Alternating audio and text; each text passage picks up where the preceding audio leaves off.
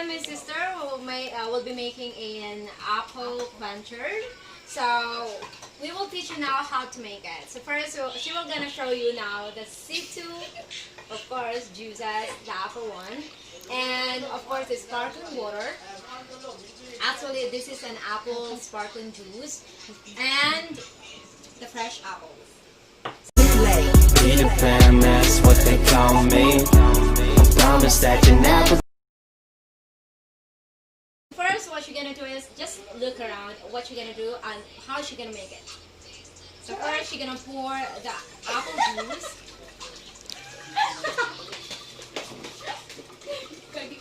Okay. If your juice or something like this one can fit on your pitcher, then you can have it, or you can put it all. And then you can pour also the apple sparkling apple juice. So if you don't have the sparkling apple juice, you can replace it with sparkling water. So optional also, if you're gonna put some mint to it, you can add as well together with the fresh apples. But since we don't have it right now, we just gonna have or put this apple fresh apples.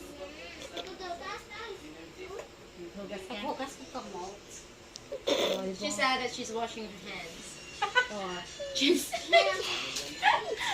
Of course, we need to make this clean. Of course, a sanitized hands. Okay, so now we have our apple quencher. What are you gonna say? Apple quencher. Finished product.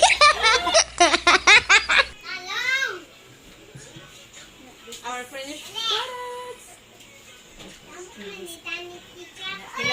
So let's try our product. How it tastes. Oh, wow, ang sarap. Masarap. Lami siya. Anyway guys, you can make also with oranges and some lemons. So next time we're gonna make it for you so that you can try this also at home. So for now, for holiday season, have the apple quencher.